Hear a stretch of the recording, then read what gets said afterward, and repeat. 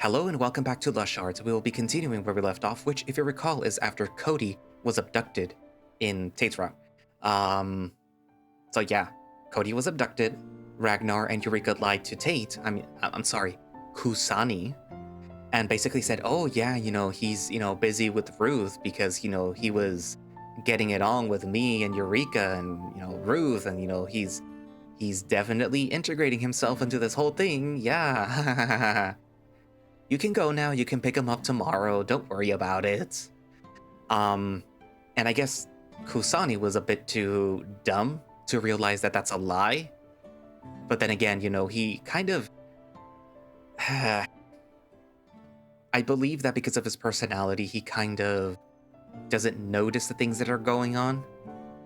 That he's kind of blind to what's actually going on because he refuses to think otherwise. So yeah. Well, we're about to see the consequences of not paying attention to what's going on. But yeah. So anyways, buckle up. This is a doozy. It's also... yeah, it's a doozy. Home sweet home. Why did I come back again? What was I usually doing before Cody came around? Get myself in trouble? Or the second thing, waste my time sulking? I go back to my dorm and jump on the creaking bed, closing my eyes, trying to take a nap. Like I could ever sleep with these emotions flying around. Maybe I should find Dallin and Aiden. It should be close to dinner time, even if the sun refuses to go down. As if trying to trap me in this daytime nightmare where everything goes so well, yet so bad. Having a phone in a moment like this would be useful since I have no idea where those two could be. Especially now that Cody appeared. Their plans are so random, I can't predict them. I mean, a message? Really? Maybe some ice cream will make me feel better. I pay for a cone and stare at the frozen chocolate-flavored dessert. I look at the waffle cone. I look at the small chunks of chocolate. I look at the drip slowly running down on the side until it hits the ground. I don't feel like eating anything, actually. Did I just waste a perfectly good ice cream? Let's see. Hey kid, come here. I have free ice cream. Want some? Stranger danger! He books it in the opposite direction, yelling. Ah, right. I'm an adult, technically. At least someone's parents taught them right. Even if now I have to waste a perfectly good ice cream. I already said that. Even my thoughts are sulking and won't let the wheels turn. I place the cone gently on the ground. A murder of crows will have a field trip with this one. It's weird that I don't feel like eating, since my energy level is down, together with my magic. If I were to take Cody back with me, I might have actually collapsed on the spot. But hey, then I would have had a pair of soft arms to catch and cuddle me while I get better.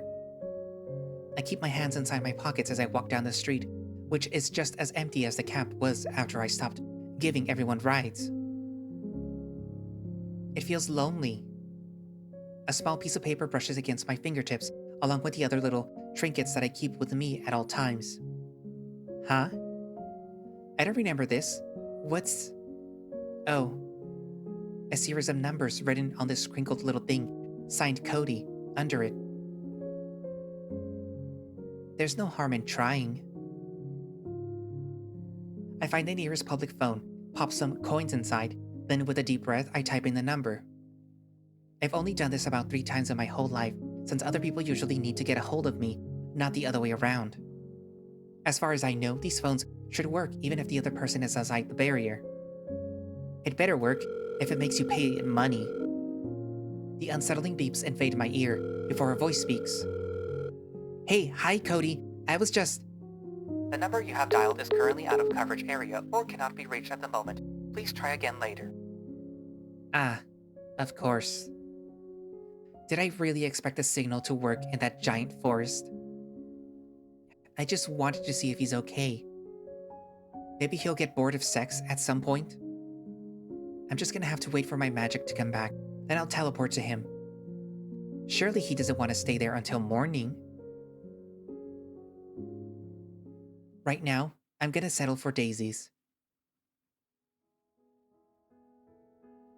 The daisy-filled hill overlooking the ocean on one side and the academy on the other, with a clear view of the sun soon to be setting. This is the most peaceful place on Earth. The warm rays of light are perfect for a lazy afternoon, and the view is amazing all day round. The grass is soft and delicate. The ground is fertile, sprouting these beautiful white flowers that tickle my nose whenever I dare fall asleep here. Unfortunately, not even the best place in the world can make you forget about your friends. Why did you decide to stay? You wanted to come home so badly, and I just didn't listen. Did you really change your mind that fast? Or are you just a big playboy? And most importantly, why do I even care so much? We're hunters. We have sex with Nightfallen. That's what we do. But isn't there a saying that you're not supposed to take your job into your personal life? My head hurts. And not just because I'm tired and drained of magic. I wish Mr. Sybil was here. He'd know what to do. I lay there with my wind in my fur, the cold earth straining the warm grass nicely. I can almost see him in front of me, if I only squint my eyes and hope. Daydreaming of exactly what you want is hard sometimes. Images of my step-parents, my real step-parents, appear around me, soon to be replaced by the headmaster's sly grin. My thoughts are interrupted by stormy clouds covering the sun and a more intense wind hitting my side. Familiar darkness. No, there's no way that clear sky went away that fast. I opened my eyes, finding them shielded from the light by a large body covered in shadows. Do you mind? I'm trying to bask in.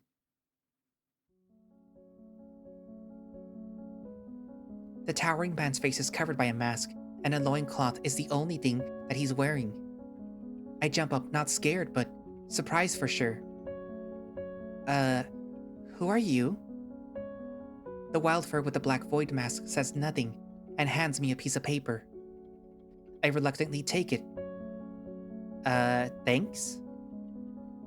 Am I not inside the barrier? How did you get here? I take a quick look at the paper, a couple of messy words written on it. Your friend is in grave danger. He turns around without another word and walks back to town. Wait, you can't go there. But more importantly, what the hell do you mean by danger? He shows no sign of stopping or turning around. I run after him, blocking his path, almost falling and rolling down the hill in my panicked attempt.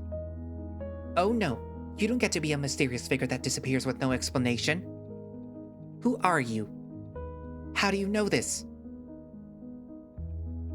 Tell me or I'll teleport you to the sun. I wish I had that much magic in me right now. I am an ex-member of the Nightingale tribe. Ex? I was exiled for defending someone from your kind, going as far as to allow him to become my master. But you're friendly towards our kind. At least, that's what I got from my experience. What's that about my friend? Who do you mean by that? The wyvern? Cody. My face goes pale and my pupils shake in horror. There's nothing more that he has to say. I was hoping his name wouldn't be brought up. Everything started to click. He wanted to leave as soon as possible, then all of a sudden didn't. I accepted the fact that he's just having fun from Ragnar and Eureka's words. In my jealousy and anger, I forgot to think rationally. What? What kind of danger? The tribe's deity, Kivati, needs a ceremony dedicated in his name so that his powers may awaken. But we already had a celebration, did we not? Thinking back on it, not once was a wyvern the center of attention, except for when he was sleeping in the middle of the round table. Nobody mentioned him, other than when thanking us for taking care of him. So what next? They need a sacrifice from your kind. Anger surges in me, hearing those words. Why? Why him? Why not me? How much time do I have? Minutes. Yet another simple, common word that hits like a truck, making my heart skip a beat. Aiden. No. Dallin. No. Marina? Ah, fucking hell. I don't know where any of them are, and I don't have time to find them. Why didn't you come to me sooner? The Nightfallen dips his head, as if relenting to my hopelessness, before turning slowly away and disappearing over the hill. No, it's not his fault. It's not nobody's fault. It's mine. I wasted my magic like an idiot, and would have done so with even less regard to my energy if Cody didn't remind me to keep some. Cody. I can't just lay here and sulk, even if I'm an idiotic, useless cat. If something happened to him because of me, there is no more time to waste, no more time to think this through. I put my hoodie back on, watching the forest with tall trees in the distance intensely. I'm coming home again, Father. But before that, I have one thought for the world to know. Kusani is a dumbass name. Echoes of my heartfelt thoughts disappear through the air, carrying my quiet words as far as the eye can see. At least that's what I felt happening when they left my mouth. Instead of tears, my eyes are filled with determination. Images of Cody's soft fur against mine invade my mind. I am not letting any friend of mine be no god, damn sacrifice. My feet carry me forwards towards my friend, gaining speed each second until I feel like I'm flying downhill. I race not for distance or time, but adrenaline and courage, since the blink of an eye and a flashing blue light is all that it really takes. The bright green and white hills turn into dark forest, with trees taller than a building. The main gate is wide open, with nobody defending it. I walk in as confidently as I can muster. The once empty-looking camp now full to the brim with either smiling or anxious-looking wildfurs, masked and unmasked. A wide path is left in the middle, as if specifically made for me to walk further in, everyone going as far as to take a step back if I try to get closer to any particular Nightfallen. This choreographed meeting is pissing me off more and more. I can no longer take hearing the low murmurs around me building up. Where is he? Tell me, where is that coward? Few figures in the crowd understanding some of my words, or at least predicting them, turn their heads upwards to the side. Upon a watchtower, he stands proudly, with his usual stupid grin on his face. You. Welcome, son. I am glad that you could join us. Don't you dare call me your son. You know why I'm here. Back for some more delicious skewered rat, I presume. Where is my friend? Who? Cody? Why, he is having the time of his life somewhere in a hut. His moans of pleasure could be heard across the hole. Cut the crap. I know all about your plans. I'm here to take him back, and there's nothing that you can do to stop me. It takes every bit of my strength to keep my chest forward and my legs from buckling under me. Even my vision is cloudy. As I said before, my magic was not even close to coming back up, and this one single teleportation almost made me black out. The chief looks over the crowd of Nightfallen through his impractical mask. The grin turns into a sad smile. It seems that we have a traitor among us. They shall be dealt with later. Now, nothing to stop you, you say? The chief snaps his fingers in my direction, an echoing familiar sound taking over the quiet camp. Then a pair of guards, one of which is none other than Ruth, appear behind me to restrain me. You know that spell too? Why aren't I surprised? And I guess you're using Ragnar as an anchor? Which is why not even he can dethrone you? My own child would not betray me. Well, not both of them at least. And your kind are not the only ones that can learn new tricks. I would be more revolted at the new, unexpected move that he pulled, but to be fair, even without that spell, I would not be able to even run, let alone teleport. The guards holding me from either side are almost a relief, letting me rest on something. But there was no other choice. I either come here and be useless or waste time looking for someone with actual power to help and be too late to save Cody. In my position, begging is all that I'm good for. Please, please just let Cody go. I'll do anything. Begging? That is not the first thing that comes to mind when I think of someone that has nothing that can stop him. It's a little late to change your mind. He waves his hand towards a group of trees growing closer together. The trunks start to move and bend, and even the roots look like they're trying to grow feet and walk out of the way, revealing a horrific image. A white, black, and red leopard is tied to a large runic stone. Blue fires litter all around. No. No. What are you doing? Let him go. Please, just let him go. Ruth, please, help me. I look at the large bear with pleading eyes, someone I truly thought could be my friend. He remains stoic, peering ahead, devoid of expression. I taught you how to flirt, Ruth. We danced together. Cody liked you, and you liked him, and I liked both of you. My begging does no good. Something wet falls from under Ruth's mask, being soaked up by the fur before it can drop. He takes a step back without letting go, so that I have a hard time looking at him. As a last resort, I squirm with whatever bit of strength that I have left, but to no avail. Why? Why are you even doing this for?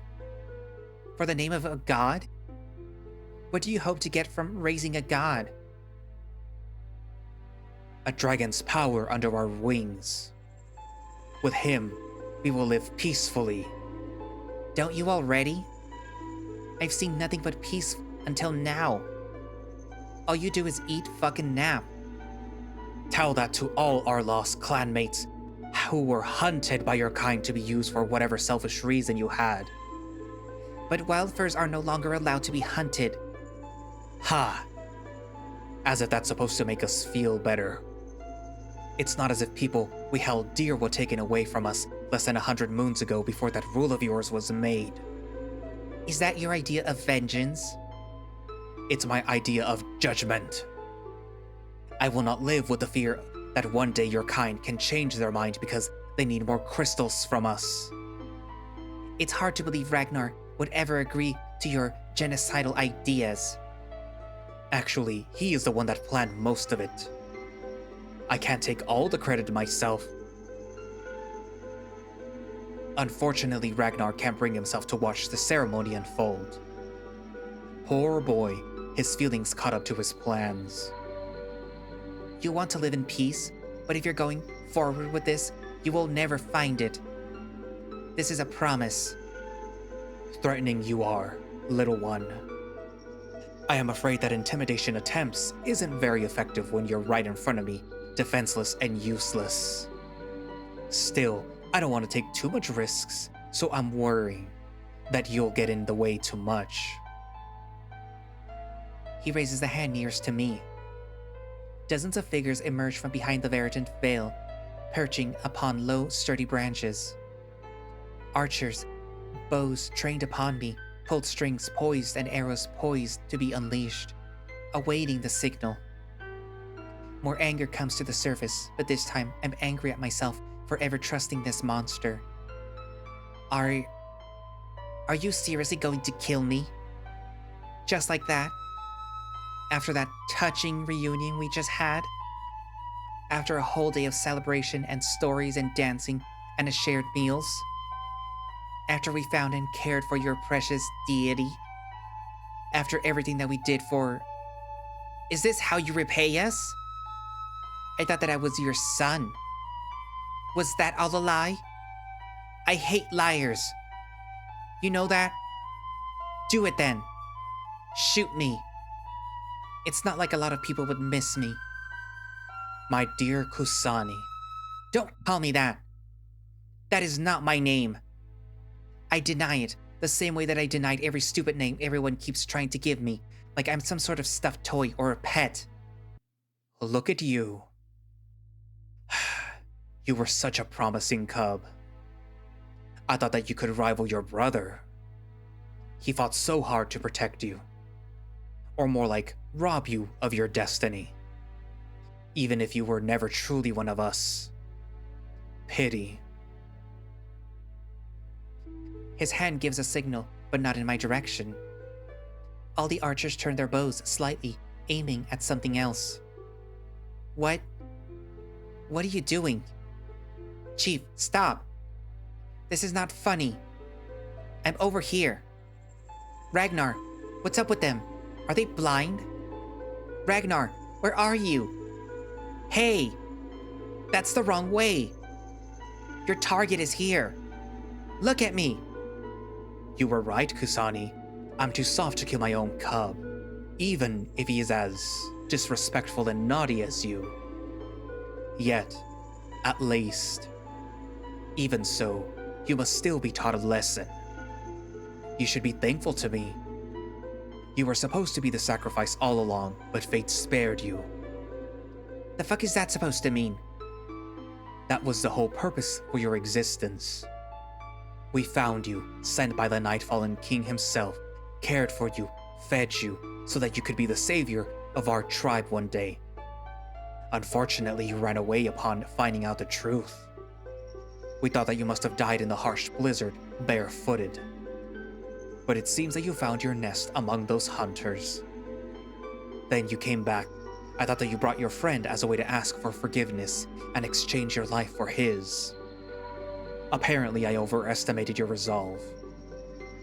I understand better now. Oh? You do at last? I understand that you're just a crazy son of a bitch. Bitch. I'm not familiar with that word. Eureka, put it in my to-learn list. Yes, sir. Now, the dragon demands sacrifice. We shall not delay any longer, so he can become the ultimate protector of our tribe.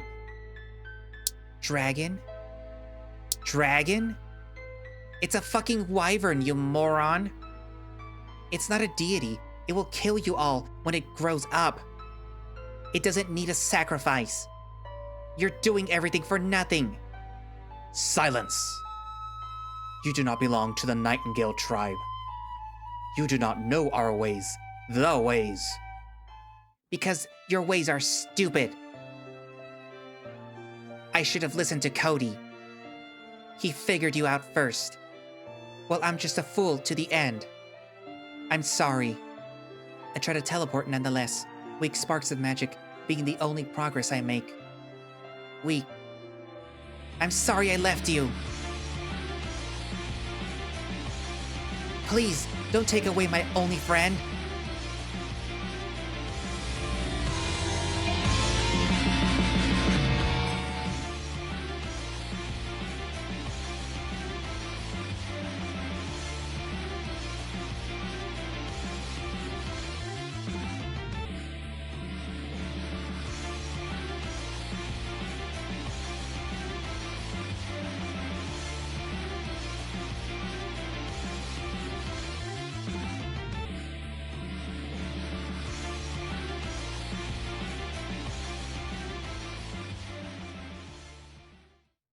All the Nightfallen look in horror at their chief's bloody body falling from the watchtower. The guards are too stunned to keep their grip on the nameless cat, who wastes no time and runs towards his tied-up friend. It seems like it's all over. It seems like a happy ending might still be possible. A dying voice attempts to call his name for the last time. Unfortunately for whoever that is, the nameless cat is in no mood to listen to whatever nonsense any Nightfallen has to spit. Twice kidnappers, attempted murderers, betrayers. He pushes further without looking back, with no intention of stopping or listening to anyone. With nobody else daring to interfere after their chief's fate, he touches his friend's wounded face gently, disappearing together in a flash of blue light.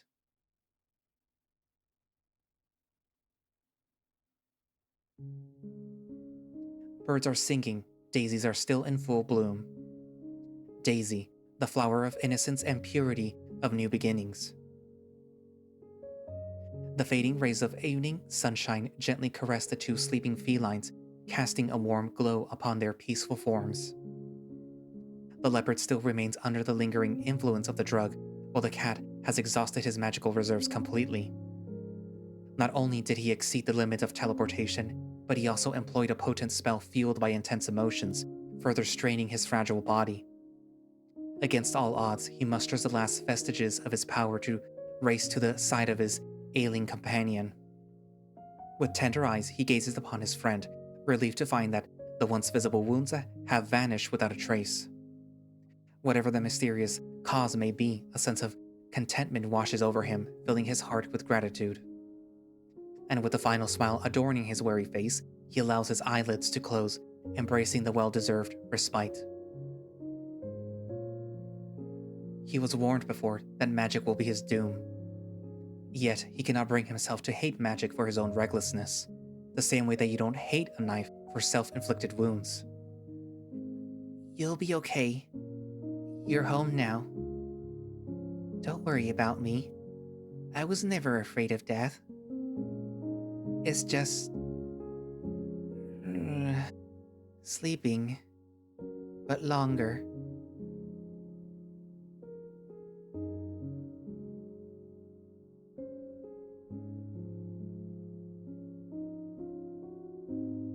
As the last flicker of magic fades, the remnants of bird songs and rustling winds subsides as well, leaving behind serene silence. Soft fur tickles his ears. Warm fingers caress the back of his head. The wind runs chill through his body again. Good morning, sleepyhead.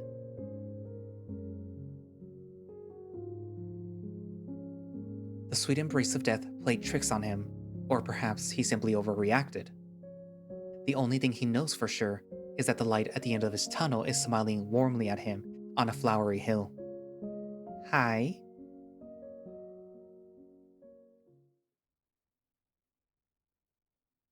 A couple of minutes prior.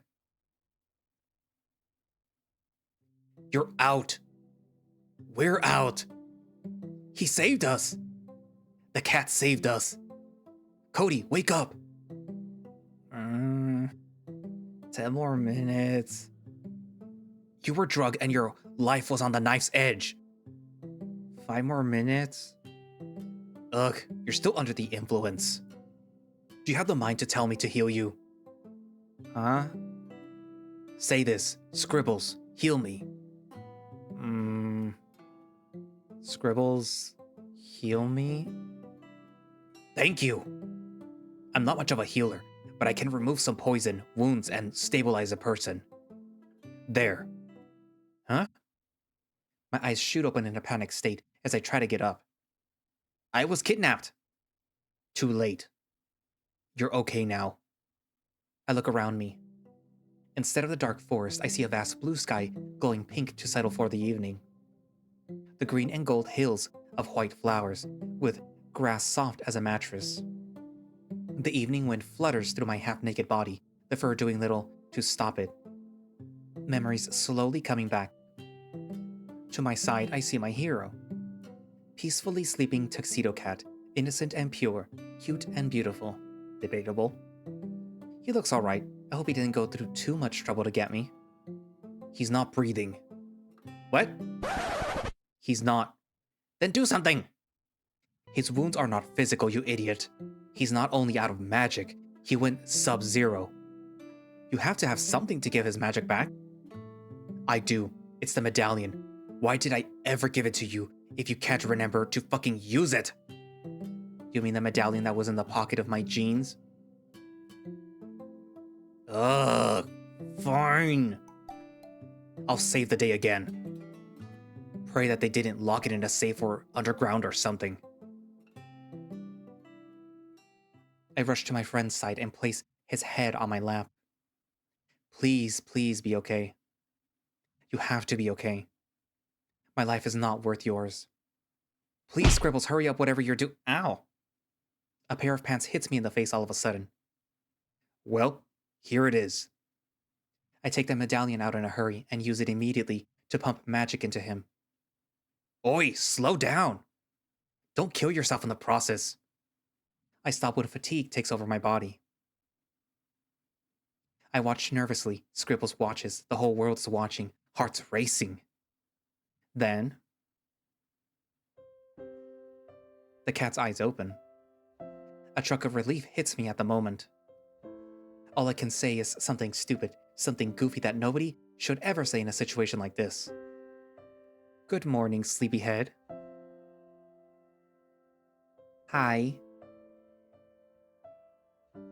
You're the most beautiful person that I have ever met. Is that really the first thing that you're going to say?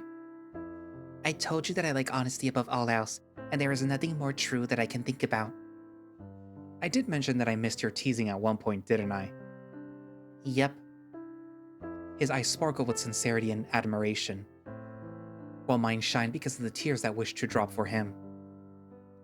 He will never know, but I almost lost him, the same way that he almost lost me. Your thighs are nice. I like them. That is totally something normal to say.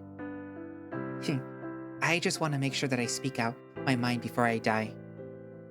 It can happen any day now, you know. Cats don't actually have 9 lives. I know. Can you move? Am I making your lap too hot? Too bad. I like it here. No, I mean literally, can you move, like, at all? Oh, I think I can a little bit, but I can barely feel my legs. I'm not walking anywhere before some rest, and I am definitely not using magic anytime soon. Same with me. Although, do you mind if I put my clothes back on? It's getting chilly up here. Yeah, sure. He raises his head with a bit of struggle, and I get up just enough to slide my pants, shirt, and tie back on.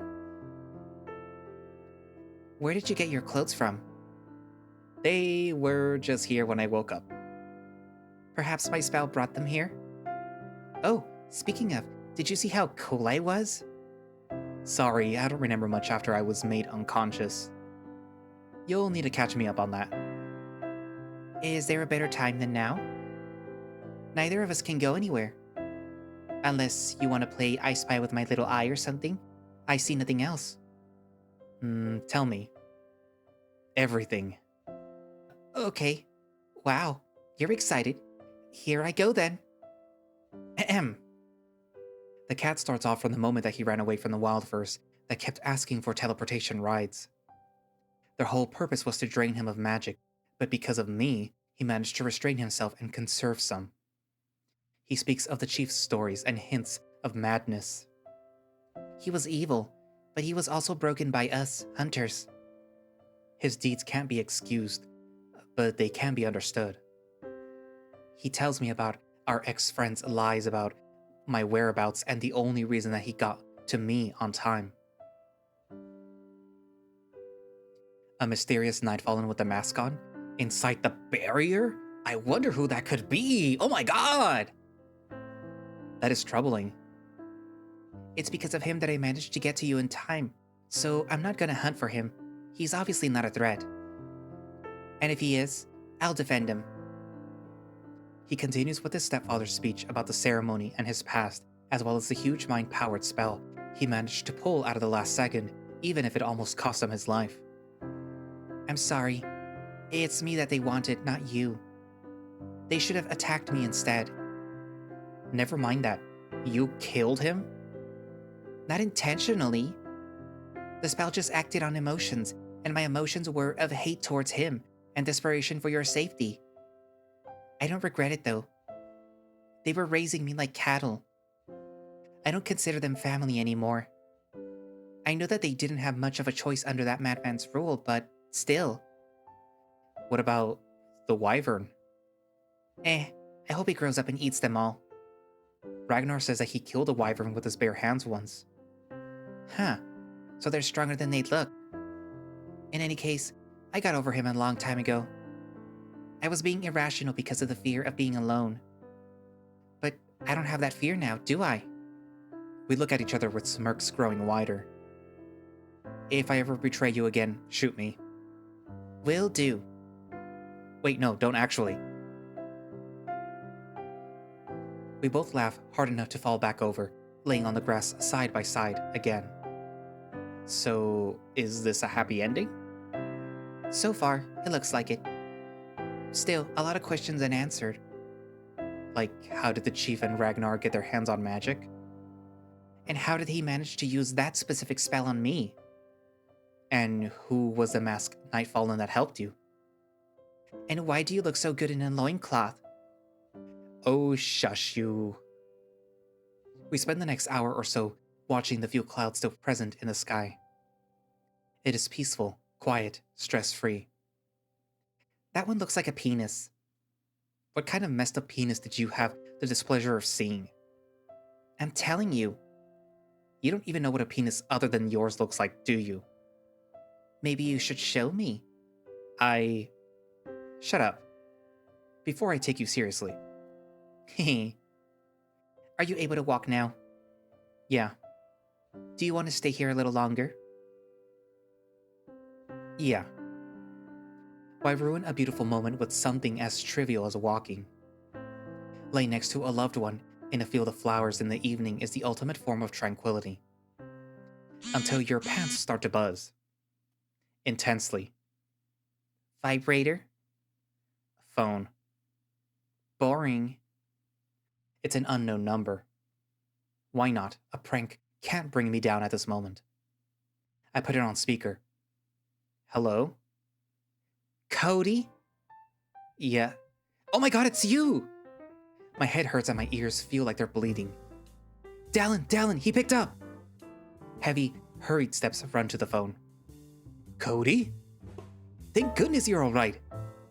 Is Tate with you? The cat recoils slightly. Yeah, he's right here. Where are you? I see them. On the field, in the northeast, between the forest and the ocean. Stay right there, we're coming. Click. We? And how does Chelsea see us? Oh, another call. This one's from Aiden. You'll want to keep that one a bit further away from your ear. Why's that? Where the fuck have you two idiots been? We've been so fucking worried for you. Nice to hear you two. Ugh, wait for us. Click. That's what we were going to do. Do you think that we're in trouble? Is that what you're concerned about? Those nerds. We're too badass to get into trouble. That's true. We are, after all, the infamous troublemakers. The purple and the white demons. Oh, I hear people running up the hill.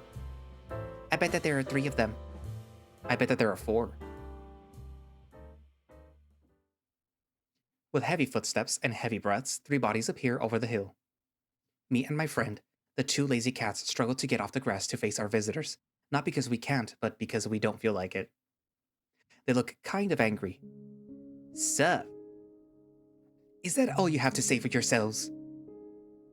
I thought that we made it clear to stay out of trouble. How'd you know where we were? Chelsea said that she saw us.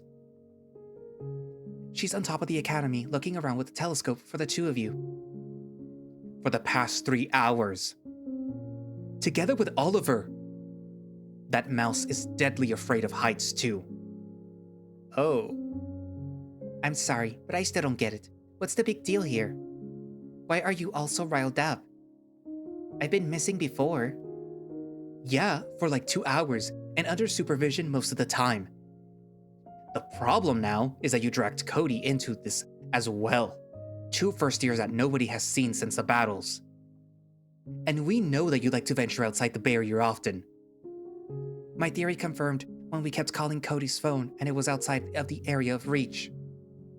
And after exiting the barrier, your phone still didn't have signal. So we got worried, obviously. Especially since tomorrow we have a big, important test. We can't have you skip it so willy-nilly. I'm sorry that we worried you. We should have come home earlier. Yep, that would have been for the best. Well, at least you're owning up to your mistakes. But will you explain where exactly you've been the whole day? And why do you look so defeated? It's a long story. At least have the courtesy to get up when your leaders are talking. I literally can't. Why is that? Our legs don't work like they used to before. They look surprised and skeptical, casting me a glance of confirmation. Well, we can use our legs, but we don't have the energy to stand up much. And that's because... As he said, long story. We got time. Tell us all about it. Will you carry us if we do? Ugh. And so Dallin picks up the cat, and Aiden takes me on his back. We walk through the familiar streets, which are now starting to get illuminated by the energy lamps. On the way, we tell them that we picked a fight with some Nightfallen, and that although we won, we lost a lot of magic and didn't even get to collect our bounty. What kind of Nightfallen? Oh, you know, regular ones. Very descriptive. Obviously, we left out the mention of wildfurs, or wyverns, or sacrifices, etc. Still, the story seems to impress, scare, and satisfy our escorts in the end, after the cat perfected the lie. They all unanimously decided that they should take us to the nurse's office despite our protests. I'm just happy that I didn't lose 2 new members and friends on the same day. I'm sorry that you went through that. It must have been very scary. You have no idea. They got in that mess by misbehaving. I'd say it's deserved. Maybe next time they'll let somebody know where they're going. We're not children. No, you're not, because children are far less reckless. You know you messed up when Marina is upset at your actions. Oliver, Chelsea, Cole, Rose are already waiting for us in the nurse's office. Personally, I'm just happy that I made so many friends that care about me so quickly. They express their joy, but it's hard to focus on them when I still have so much to say to this amazing cat. I just need some time with him alone. The nurse said that the same thing we said. The problem is that we're out of magic, and the remedy is to eat and rest.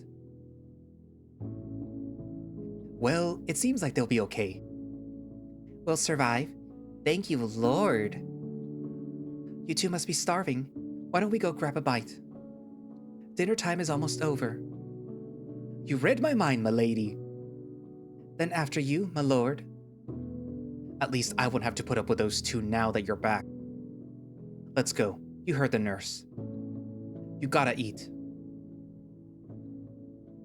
Everyone in the room heads for the door, and we follow without complaining. Aiden and Marina both speak, as if on the edge of bursting with anger at any comments we make, so it's better that we shut up. Our friends push multiple tables together, making a large one instead. We sit down and drink. Some people prefer booze, some juice, others tea, as we wait for the new food to be made for us.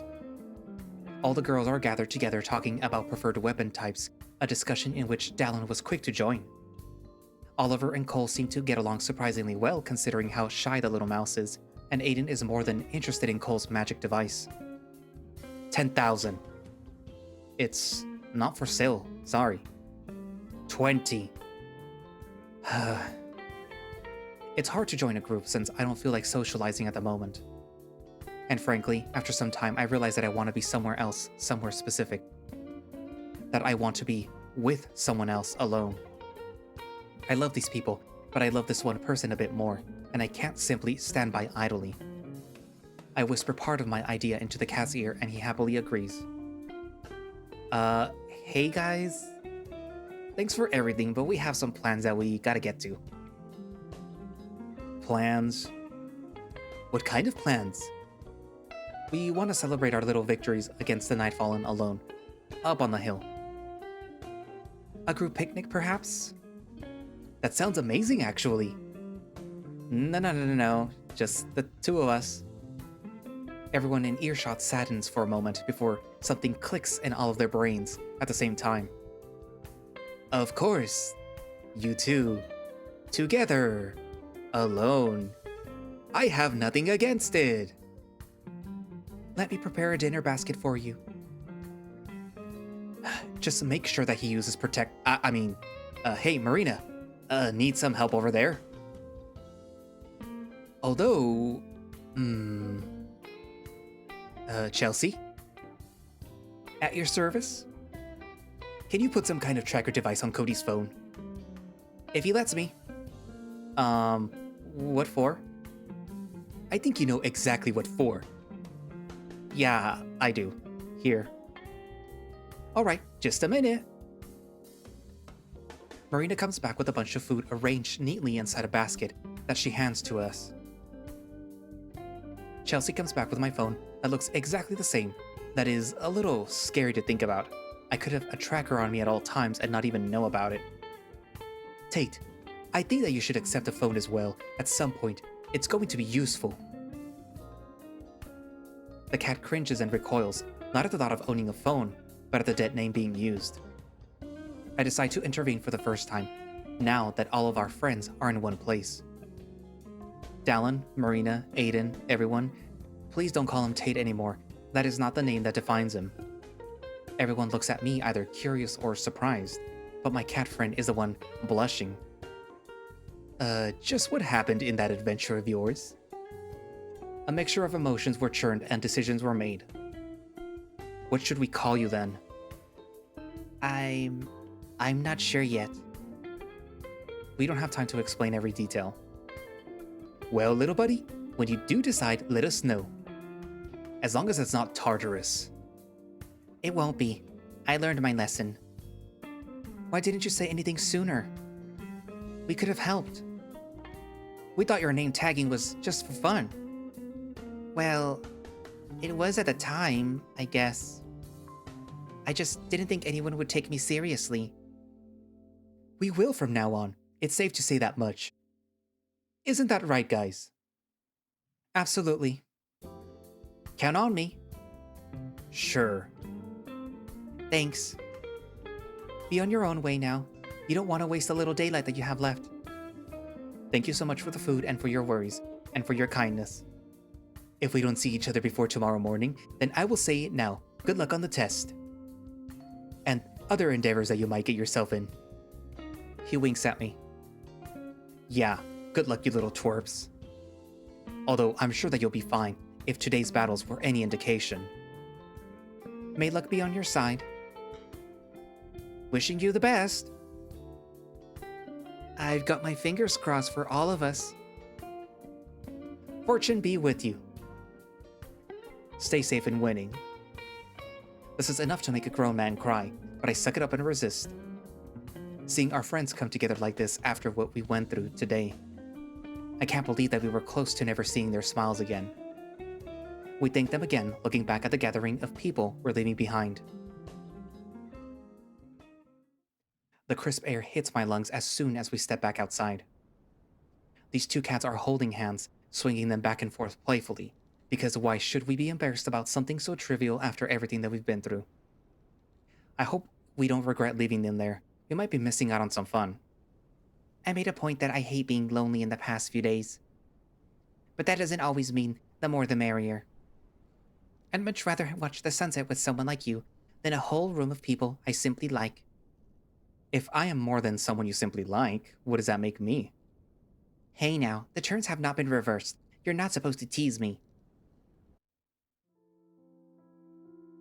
Daisy petals fly past us, carried by the wind along with their faint perfume as we walk towards the highest point of the hill.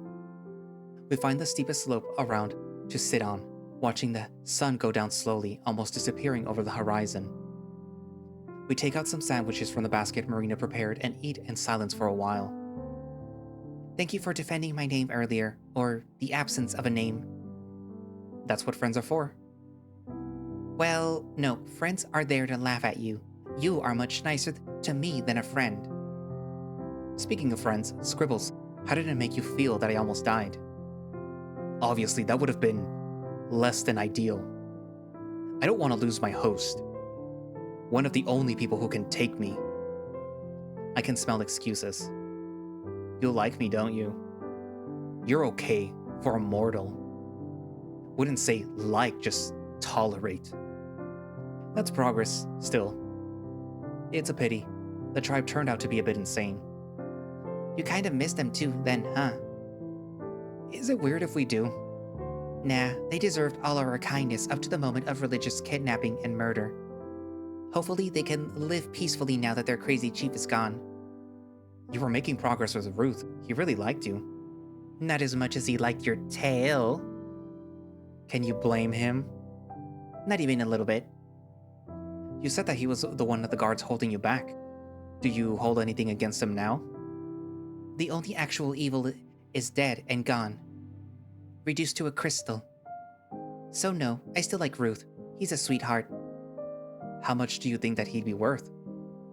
Dude! What? I know he's your stepdad, but I'm curious. Me too, actually. He was pretty old, so probably a fair amount. But it's illegal to sell wildfur crystals anyway, so it doesn't matter. What do you think will happen to their tribe now?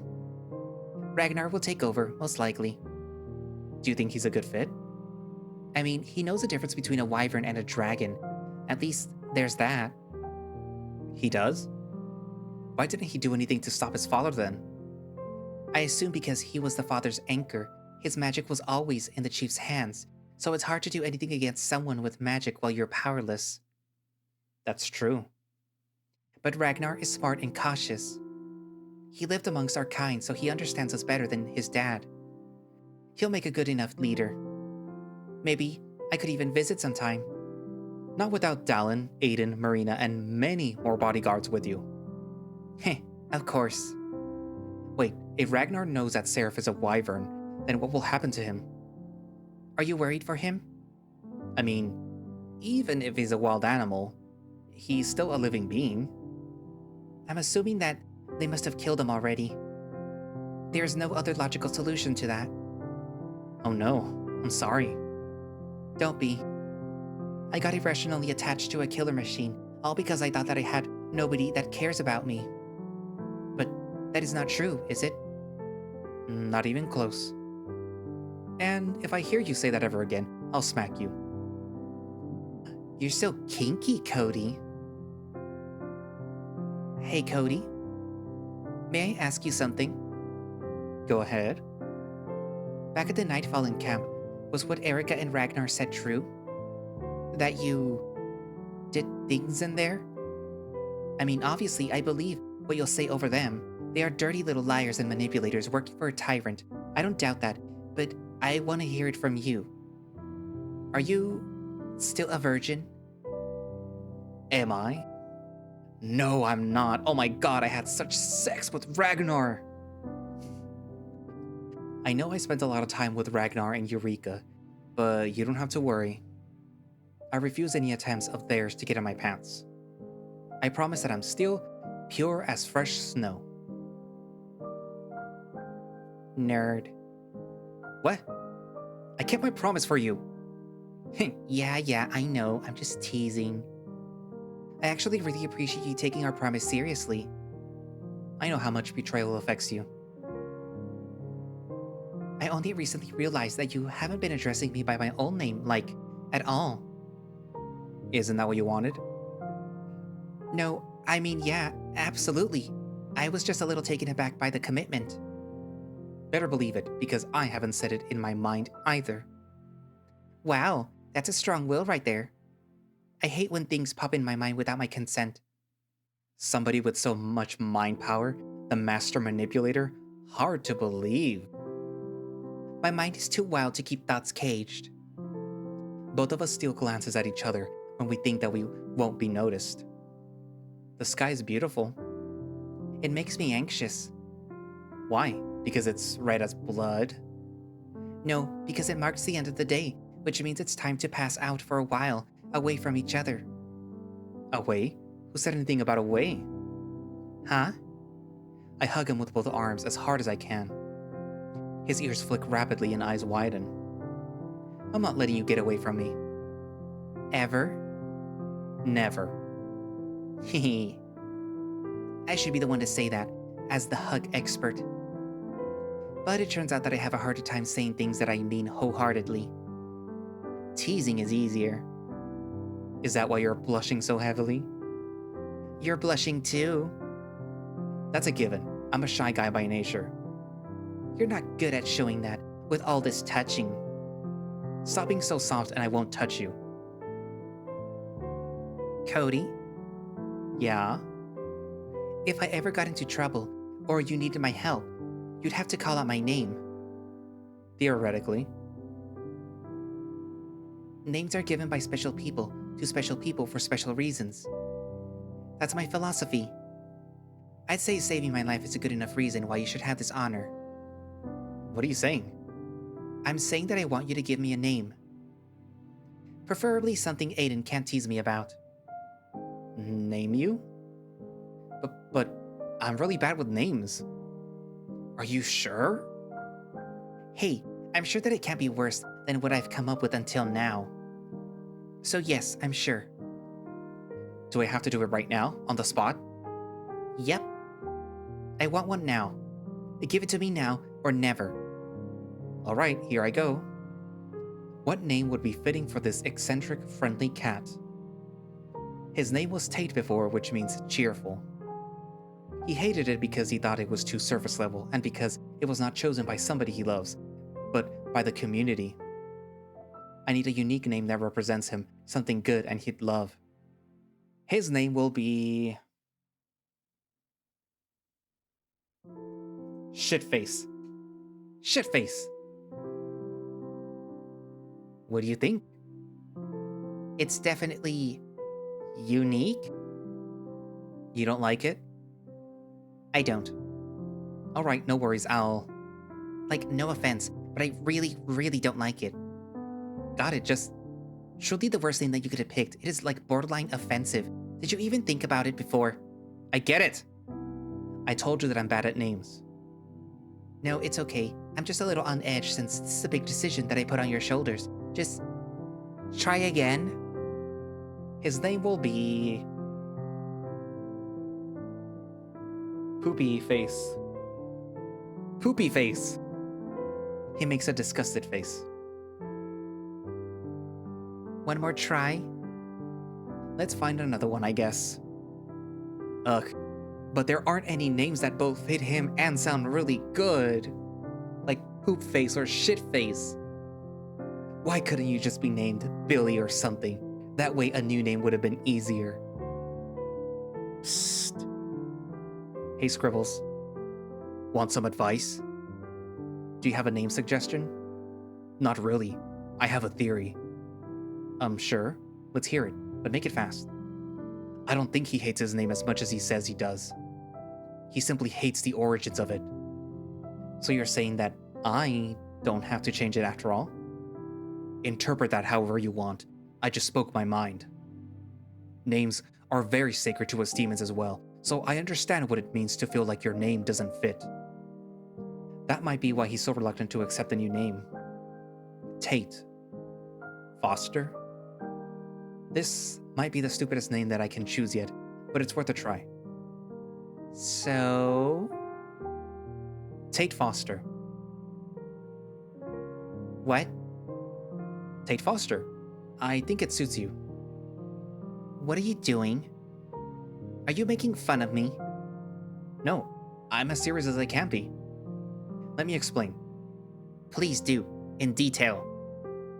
We only met each other 3 days ago. The whole time that we spent together, that's the only name that I've known you by, other than, the bad ones. Your name is perfect the way it is, and perhaps you'll believe it from the mouth of somebody that you love, if nobody else.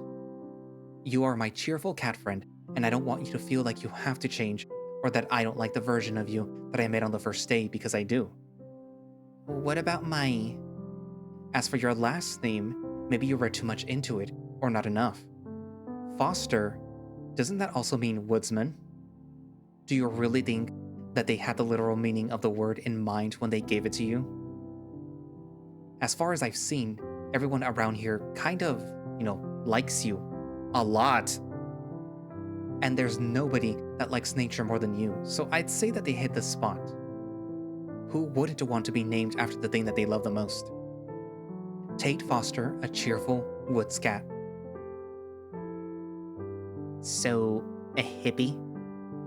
Your new name is Benedict Cumberbatch. Final answer. Let's go home now. No, I'm joking. Sorry. I just find it hard to be serious in emotional moments. I'm kind of... Are you crying? What? No. No way, nerd. Like, you could make me cry. But if you wanted to hug me again, I wouldn't say no. I do just that, until his few tears get soaked into his fur and disappear. I didn't hear his feedback yet, but tears are a good hint that it's probably going to be a positive. So... Honestly, I was skeptical at first. Hearing my name come out of your mouth, not once did I feel weird about it. You kind of made me realize that I'm not as alone as I thought I was. There are a lot of people that I care about, and I now know that they care about me too. Having a name that they chose collectively is proving to be less and less of a bother. Right now, it's a bit embarrassing to say, but you're the most important person in my life, so having your blessing on this means that I can finally accept it. Does that mean... Yep, I'll be keeping my names. To be fair, I'm not sure how I'd feel if you had any other names other than Cody White, so weird as those are. What's so weird about them? I wonder how the others will react, since we did just say that I'm changing it. I'm sure they'll be happy with your decision. After all, you're the one that disliked your names in the first place. Heh, you're right. I'm so happy that I caught you in my hole. Almost as if God sent me an angel to solve all my identity problems. Oh my god, that's so gross. I had to fix you before grabbing your tail. Is that a flirting attempt? So what if it is? From a Mr. Virgin himself? You're a virgin too. But I'm way better at seduction. I told you before that I can bed anyone anytime. My lust game is on another level. Alright, then kiss me. What? Prove it. Kiss me right now, on the lips. You can't just say that. Why not? Don't you like me? I slide closer to him, almost touching faces, and he looks away. If you say that you can get anyone you want, try to get me. See, one other thing that I noticed about you these days is that your teasing has its limits. It's not like I don't want to. You've never kissed anyone before? He shakes his head. No worries.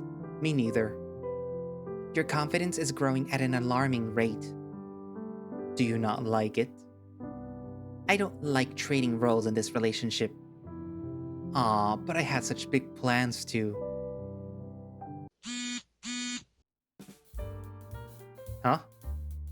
My phone is ringing. Phew. Another unknown number. Click. Hello? Yes, already! Chelsea? The phone wasn't even on speaker, yet it sure sounded like it. Chelsea, I told you not to call them! But look at them! Neither was making the first move! I'm sure Cody would have done something if we waited a little longer. They seemed to have a tense moment just then. Hold on, how many of you are there? And how do you see us? Chelsea brought more telescopes for us. Indeed, atop the academy, multiple silhouettes can be seen, like ants on a hill. Haima is here too, and Monty is finally out of the hospital. What a miracle. Hello, Cat, and you stranger. I was promised a show.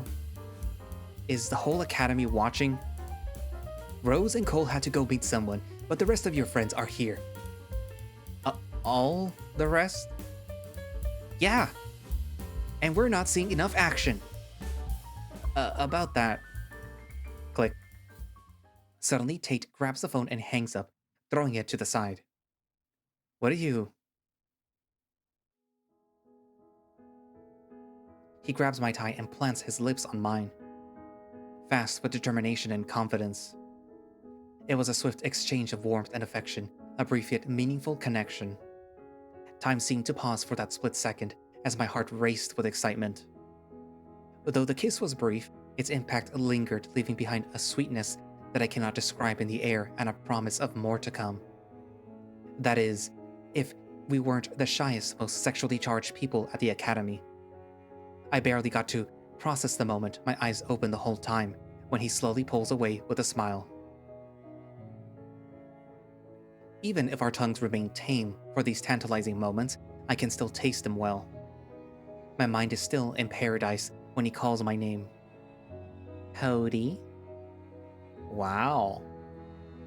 I take it I did good. Yes, 1,000 times yes.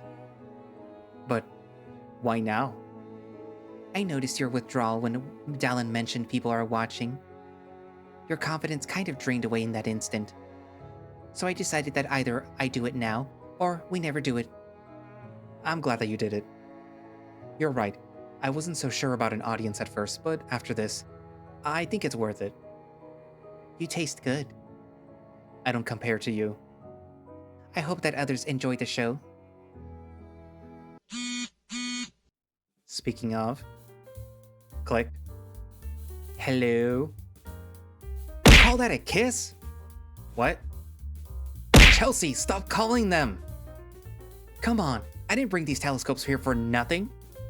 I can't be the only disappointed one. You do have a point. Marina! She's kind of right.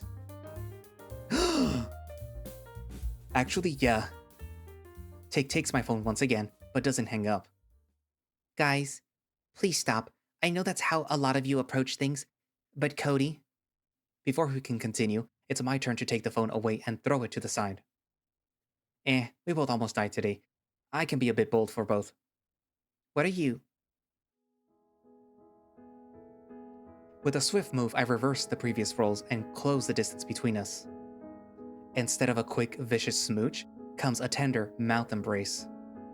I ignore the shocked expression he has, the same way that he ignored mine before. Our first kiss was electric, this one, paralyzing. I continue our new experience by pushing my tongue deeper inside, and soon the surprised cat does the same. With all eyes closed, nothing but sensations guide us further. Although far more intimate, long and sloppy, this would not satisfy an audience. And frankly, it isn't enough for me either. I push my head harder towards him, squishing our noses together until he loses balance and I topple him over. No more shocked faces, no more surprises. Tate fully embraces the moment, wrapping his legs around me as I hold his hands tight above his head. Only when his head is fully against the grass do I stop trying to overwhelm him. The faint, sloppy, wet lips are the only sounds that invade my ears, along with the evening wind and cheering. Look at them go! That's what I'm talking about. Woohoo! It feels like only yesterday that we were shunning him away from sex classes. Oops, I forgot to hang up when I threw it away. Let me just... Don't you dare stop.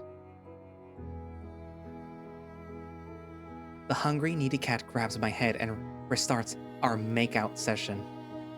More intense than ever before, it feels like he's trying to taste me from every angle, and each bite is better than the last. I can't complain, this is what I thought that he'd be like before finding out that he's as inexperienced as I am. As my head is busy being attacked by this scary predator, my hands are finding their own place to explore. Ah, look! Look, he's doing it! Oh my lord, he is! He's really sticking this whole hand in there. It is important to stretch those muscles before you start. Good thinking, Cody. How many fingers do you think? I'm just touching him. Stop fantasizing over there. We continue our tongue battle for what feels like hours, trying to ignore our friends' scarce, lewd comments. Every fun moment has its end, and unfortunately, as the one on top, it's my duty to be the first to break the kiss, once and for all. With heavy breaths, we open our eyes and look at each other. A trail of saliva between us, fighting the force of gravity and barely losing. Those sparks in his iris, that slick, crooked, toothy smile, the fluffy cheeks covering the bottom of his eyes, making said smile more sincere. How could I not see that he's always been looking at me that way? Who will recover enough air in their lungs first to say the fated words?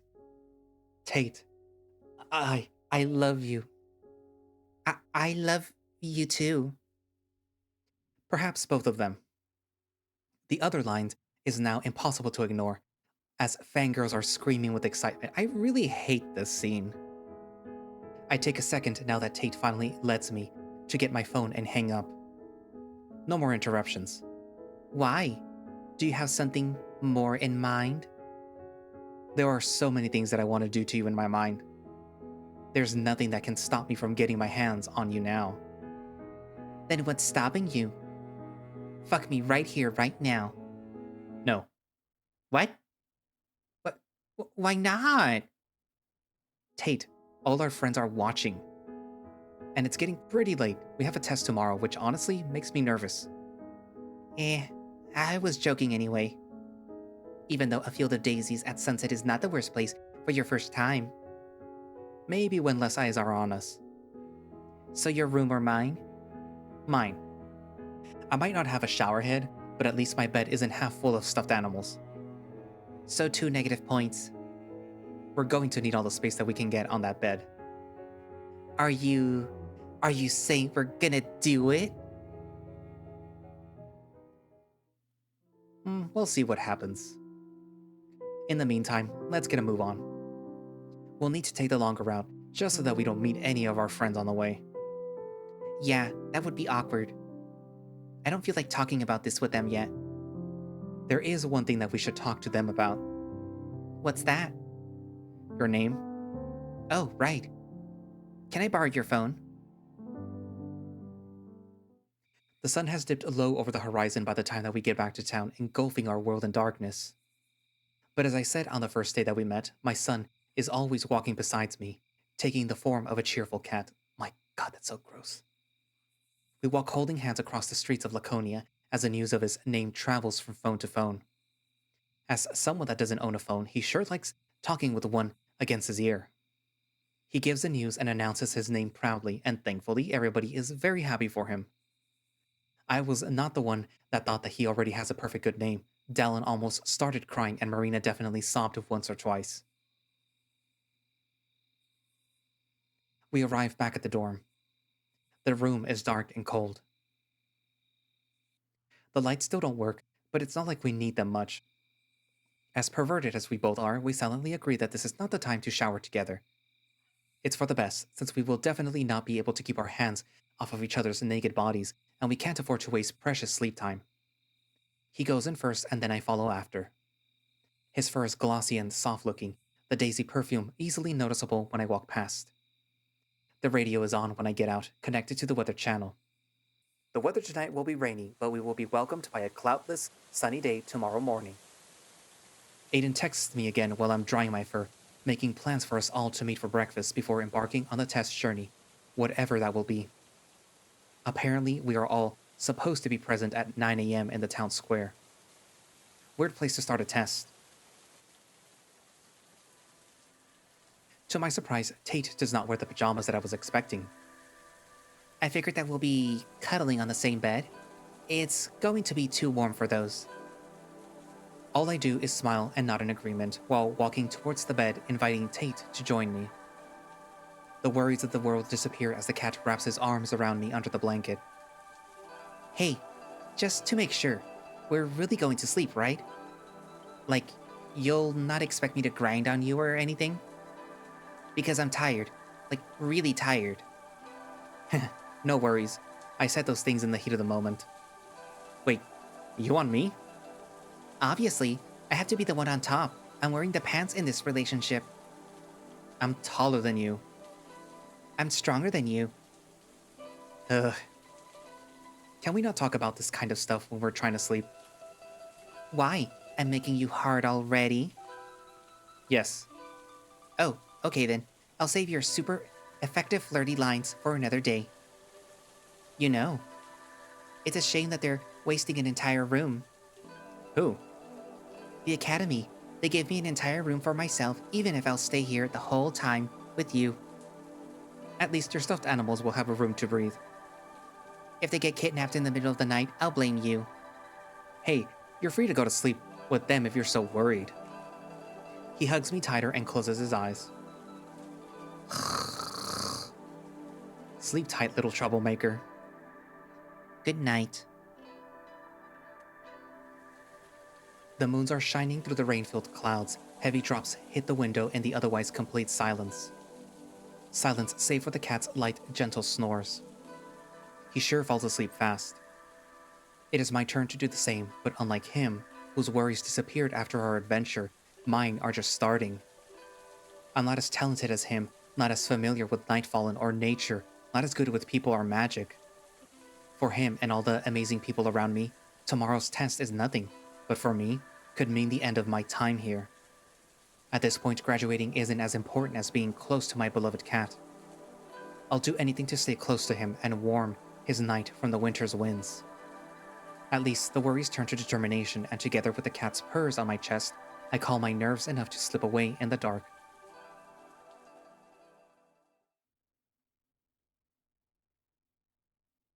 Hey, are you asleep? Hey, Cody. I hope that's a yes. If you're pretending, I'm going to kill you. Because you don't matter to me one bit. I'll murder you with no hesitation. Got it? Okay, you're asleep. Still, let me get further inside your mind. Maybe a little further? Just a little more?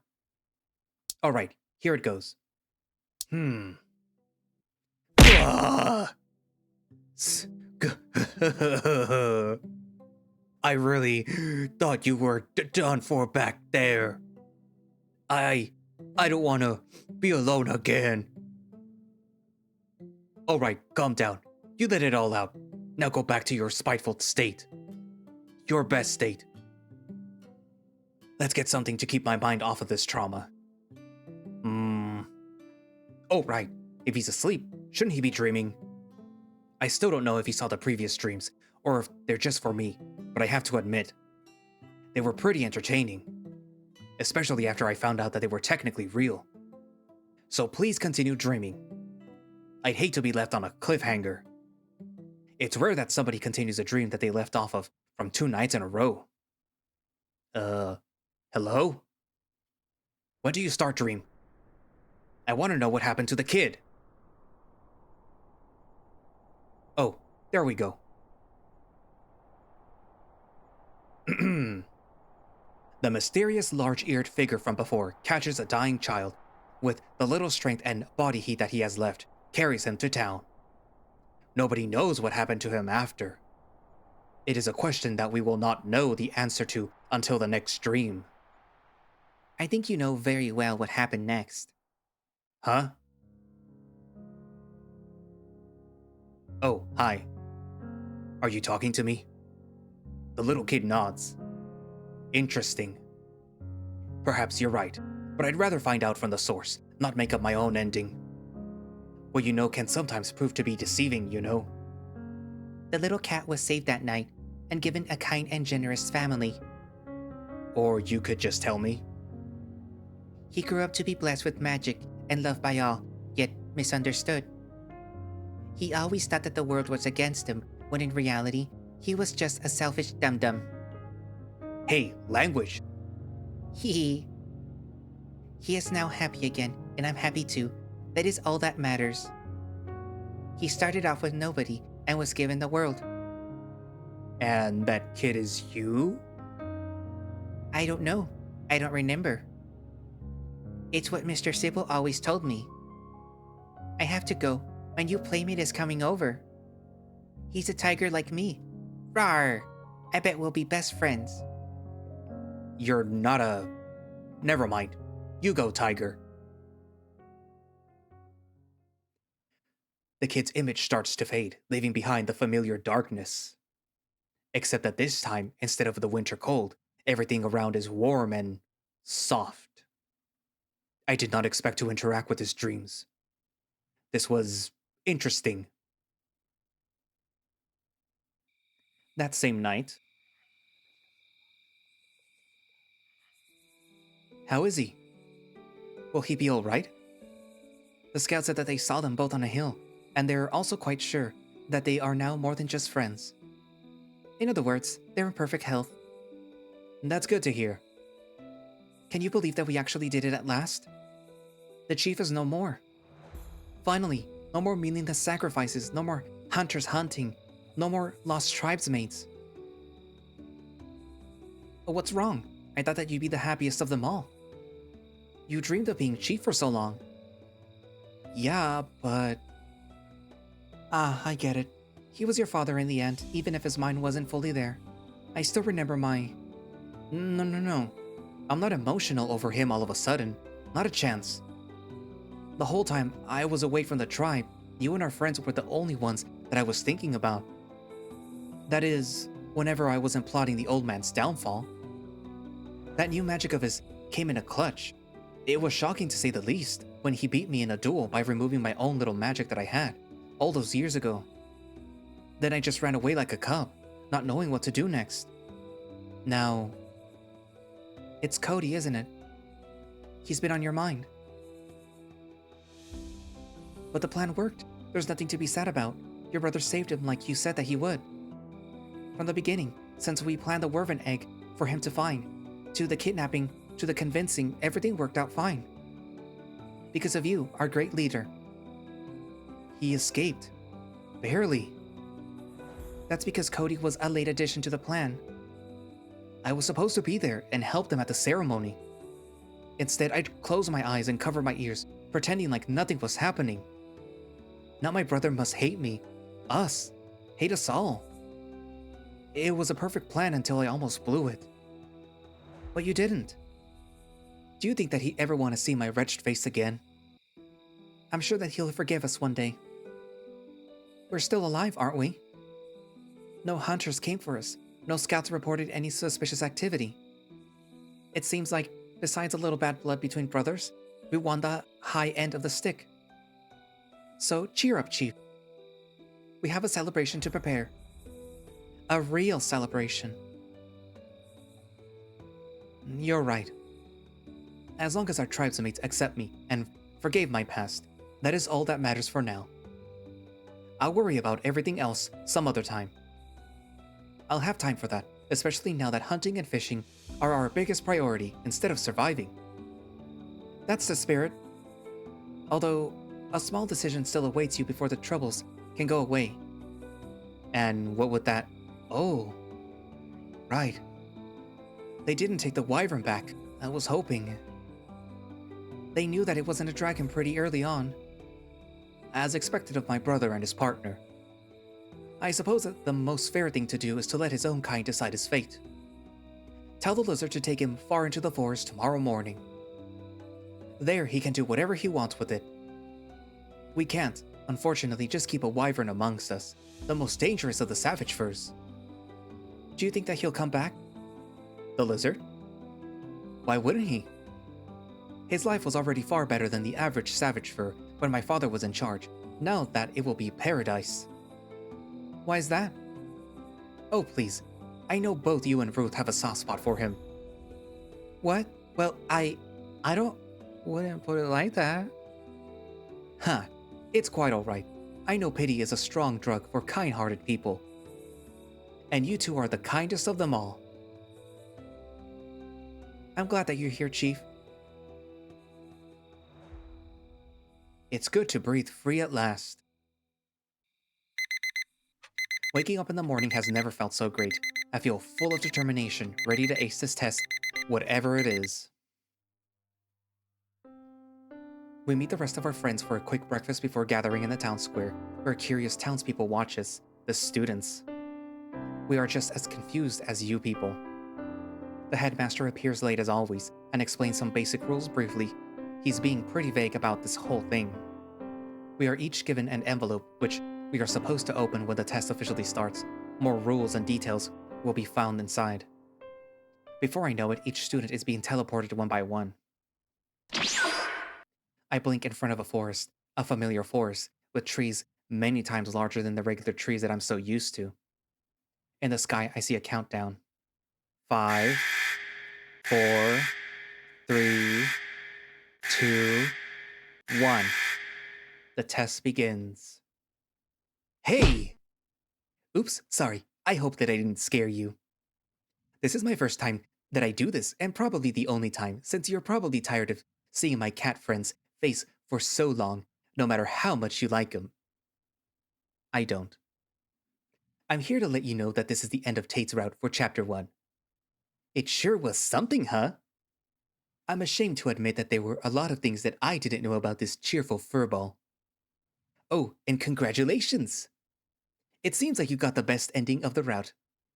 Regrettably, you managed to get him out of his shell, even if he would deny that he ever had a shell. And that kiss was stellar, so I was told. I didn't actually see it, of course, because I'm blind. I was also told that there could have been quite a different outcome if you betrayed the cat enough along the way, which I seriously considered because I do not like Tate even now. I'm glad that you didn't go that path. Shut up, Dallin, you don't know what you want. So, what did you think so far? Our world is still early in development, but it is coming along really well. I really hope to see you again for Chapter 2. Thank you again for playing. Here are some special mentions before you go. This brought to you by Chelsea. I'll just play her recording. Yo, yo, yo! Here are my friends. Listen close to who my gang has to offer. Milady Marina, the most gracious fox, certified forever prom queen winner. Aiden, the annoying tiger that I like to drink with, that is actually really chill when you get to know him, and I definitely never had a crush on him and absolutely never fantasized about his teeth biting into my... I mean... Next. Tate, the troublemaking child that we all love because he's our son. You heard him, and we bust your kneecaps. Dallin, my bestie, leader, and the bestest of boys. Oh, shush.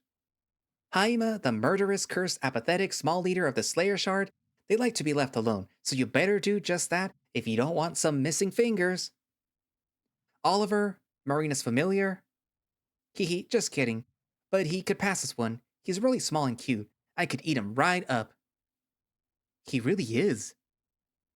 Therium. Don't know much about him.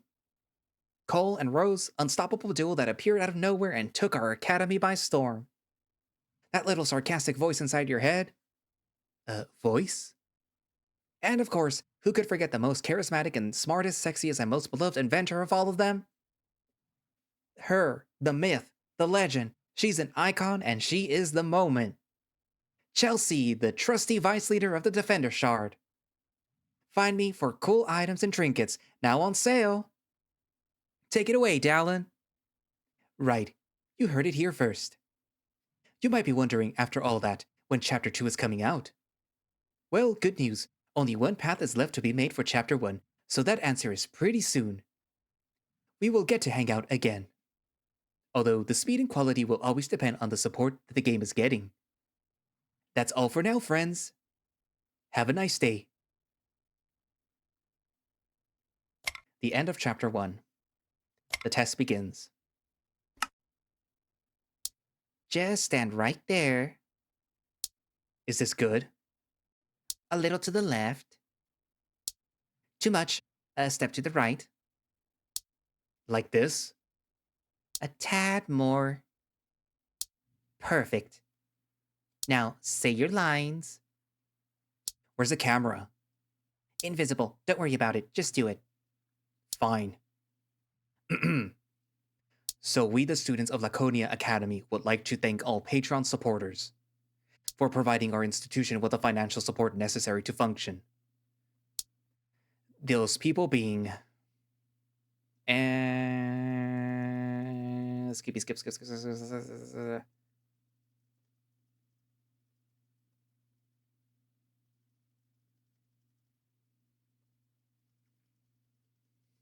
My God, there's so many people. So many people with names that don't translate. I mean, there's only 2, but like still. I got my finger.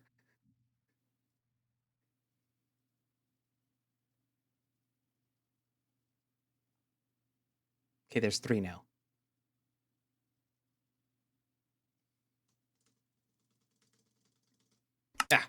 This list will be updated after each update, big or small. Probably. Why am I even the one that does this? Don't we have a headmaster? Or at least a teacher? People wanted a hot, strong guy to read the names. Oh. But Dallin wasn't available, so I settled for you. That camera is the only thing that protects you right now. If it's even there. Okay, let's not exaggerate. How much money did these people even give to be worth a thank you video? Anywhere between 2 and 50. What? What is an entire institution supposed to do with that amount? I was told that converting it to our world's money would add 4 zeros at the end. That makes sense. Except... Wait. Our worlds? What do you mean? Where are these people? Oh no, we have no more time left. Thanks again to all the Patreons. Roll credits? Don't ignore my question. What world? Okay, maybe not roll. Just look at this. And I'm going to run and hide. For no reason at all. Well, bye again. Hey! You stupid cat! What did you get me into? Oh, for God's sake. Oh my fucking god, that was long. That was a lot. Let me preface this by saying that I'm re-recording this outro. Actually, I'm not even re-recording, I am having to do this because when I finished this, I had basically read from when they returned to the wildfur's village, right up until now. Right up until the very end. So that's basically like 3 hours worth of stuff. Like a little bit over 3 hours. And to say that I was very unhappy by the end of that, and very tired, and my throat was hurting, is an understatement. And yeah. So I am attempting to do this in a much more... on a much more level-headed head space. But yeah, anyways. So to say that I was unhappy with the ending is an understatement.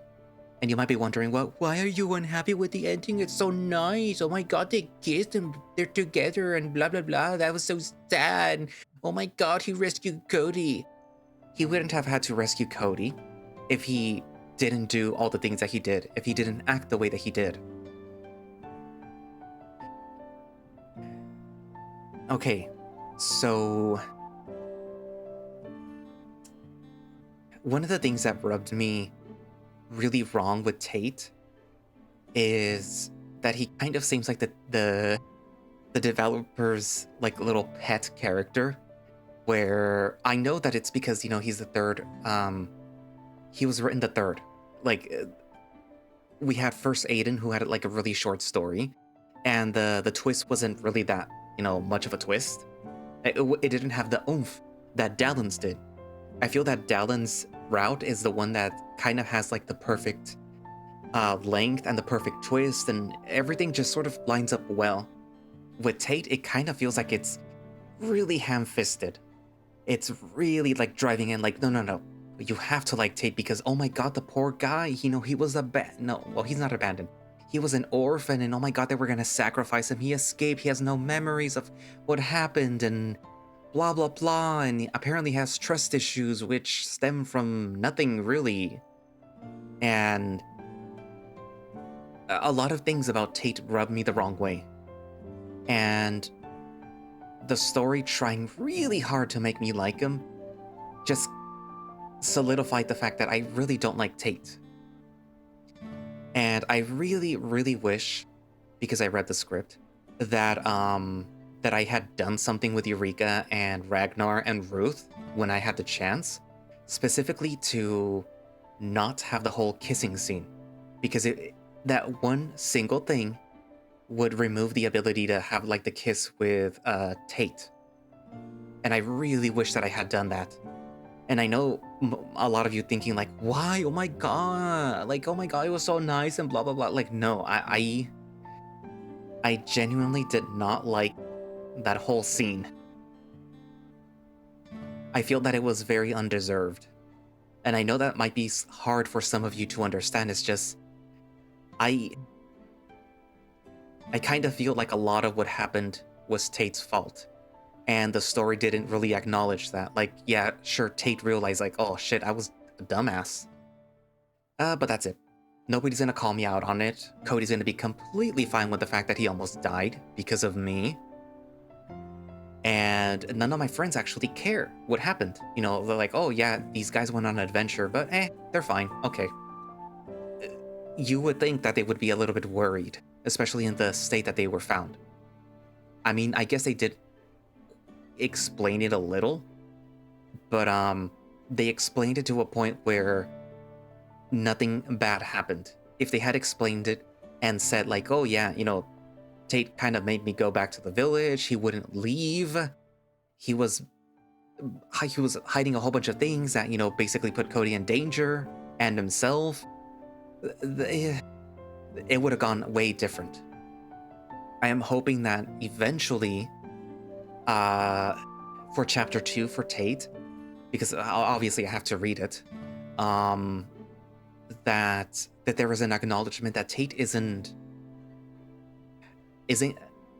the whole, everything that happened has to be acknowledged, at least, because I do not feel that that ending was deserved for Tate. I like the ending for Dallin because, you know, he's a sweet guy and it's just nice. The ending for Tate, well, the first chapter for Aiden could be rewritten a little, you know, so that he has a little bit more meat on his route. But overall, it's okay, I guess, because it's the first route that was written. But for Tate, like, I really wanted to like it because it kind of, I think I really wanted to like it because an effort was made to make me like it. But I guess the more that effort was made, the more I started to dislike the character of Tate and the way that Cody himself was behaving. Because it kind of seems a little out of character for Cody. It kind of seems like he took the role of the sort of inconsiderate character that Tate you kind of came off as. Well, not even that, like, Tate wasn't even featured that much in either of those two routes. It's just, he became like a very inconsiderate character. But it seemed like that was written for him to become an inconsiderate character in Tate's route, in order for you to sort of sympathize with Tate. So, see, those are like the little things that I was noticing, like, no, you have to like Tate, you have to like Tate, you have to feel bad for him, you have to feel bad for the fact that he's lonely. But he's lonely because he wants to be lonely, because he refuses to acknowledge the fact that Aiden, Dallin, and his not really adoptive family, and basically everyone else there, are his family. They're just not his family in name, but they are his family. And I kind of feel like that was the whole point of this chapter, where it's like, oh, Tate feeling that he has no family when in reality they were there all along. But like, I don't know. If you guys like it, then, you know, write it down why you liked it. But yeah, you know, write down in the comments, and thank you all for watching / listening. If you would like to play Shards yourself, you can do so by going down into the links in the description for the Twitter and the Blue Sky page, where you can, or you should find a direct link for the itch.io page where you can download the game, or you can just go to itch.io and download it yourself. I will also be posting down for the Patreon, where you eventually, I'm not sure if by the time you actually reach this part, if you will be able to actually play the Patreon version of Scribbles' route. I don't know if it'll be done by then. But yeah, that's where you'll be able to read it first before everyone else. And also, my coffee down in the description if you feel so inclined, then you can subscribe to it. As well as, you know, that we have channel memberships now. You know, you can join by clicking the join button below the video, or on the front of my YouTube page. It'll be right there. Hopefully I already have the video set up explaining what exactly the channel memberships are. So yeah. So anyways, I guess that's it for now, and I will see you guys in the next video. Bye-bye.